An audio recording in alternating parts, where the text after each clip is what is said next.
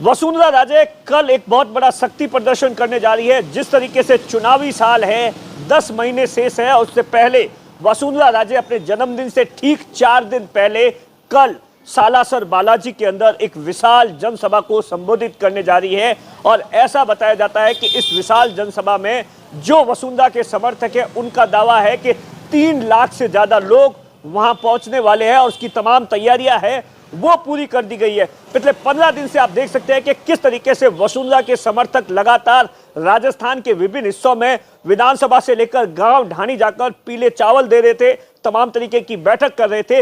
लेकिन जिस तरीके से वसुंधरा राजे ने इस बार शक्ति प्रदर्शन किया है, क्योंकि जैसा कि आप सबको पता है कि राजस्थान के अंदर विधानसभा चुनाव इसी साल है, 10 महीने का शेष है और वसुंधरा राजे लगातार बीजेपी के केंद्रीय नेतृत्व पर दबाव बनाना चाहती है कि 2023 के लिए मुख्यमंत्री का चेहरा घोषित किया जाए। और इसी बात को लेकर वसुंधरा पिछले 1 साल भर से लगातार केंद्र के नेताओं से मुलाकात कर रही थी, लेकिन वहां पर रेस्पॉन्स नहीं मिल पा रहा था। और इसीलिए वसुंधरा राजे के और समर्थकों की ओर से यह डिसाइड किया गया कि अब तो शक्ति प्रदर्शन की बारी है। और शक्ति प्रदर्शन से आप देखिए शक्ति प्रदर्शन कहां किया जा रहा है, जहां पर बीजेपी के प्रदेश अध्यक्ष आते हैं सतीश पूनिया, जहां से बीजेपी के उपनेता, विधानसभा के उपनेता आते हैं राजेंद्र राठौड़, वहीं पर इतना बड़ा शक्ति प्रदर्शन किया जा रहा है। और इसी बात को लेकर बीजेपी में जयपुर से लेकर दिल्ली तक जबरदस्त तरीके से हड़कंप मच गया है।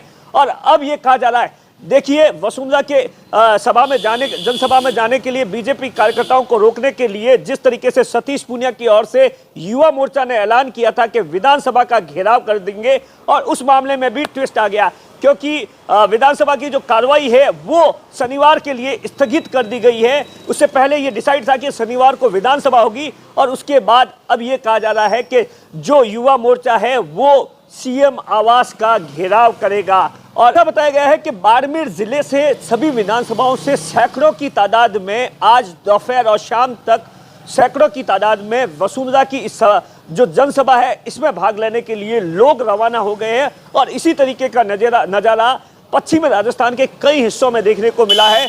वहीं दूसरी तरफ सतीश पूनिया इस पूरे मामले को लेकर जिस तरीके से विधानसभा का घेराव कर रहे थे, उस कार्यक्रम को कैंसिल कर दिया गया है।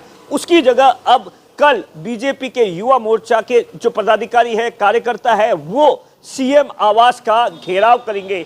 लेकिन जिस तरीके से चुनावी साल के अंदर वसुंधरा ने जनसभा का आयोजन किया है, तो इस बात को लेकर बीजेपी की नींद उड़ गई है। और ऐसा बताया जाता है कि बीजेपी के जो प्रभारी है अरुण सिंह, वो जयपुर आ रहे हैं, वो विधानसभा के कार्यक्रम में भी भाग लेंगे। और उसके बाद हो सकता है कि वो बीजेपी के नेताओं के साथ में वसुंधरा की रैली के जनसभा के अंदर भी शामिल हो। दरअसल जिस तरीके से वसुंधरा राजे ने इस बार ठान ली है कि किसी भी तरीके से जो केंद्रीय नेतृत्व है उन्हें इस बात को लेकर शक्ति प्रदर्शन करना कि राजस्थान के अंदर बीजेपी के अंदर कोई चेहरा है तो वो सिर्फ वसुंधरा राजे है, जो कि 2023 में बीजेपी की सरकार बना सकती है। सब लोगों की इस बात पर भी नजर टिकी है कि आखिर कौन कौन विधायक है जो कि वसुंधरा राजे की जनसभा में शामिल होंगे, क्योंकि इससे पहले कहा जा रहा था कि विधानसभा की कार्रवाई है इसलिए विधायक है वो शामिल नहीं हो सकते। लेकिन अब विधानसभा की कार्रवाई भी नहीं है, तो तमाम चीजों पर सबकी नजर है। कौन सांसद शामिल होता है, कौन सा मंत्री, केंद्रीय मंत्री कोई शामिल होता है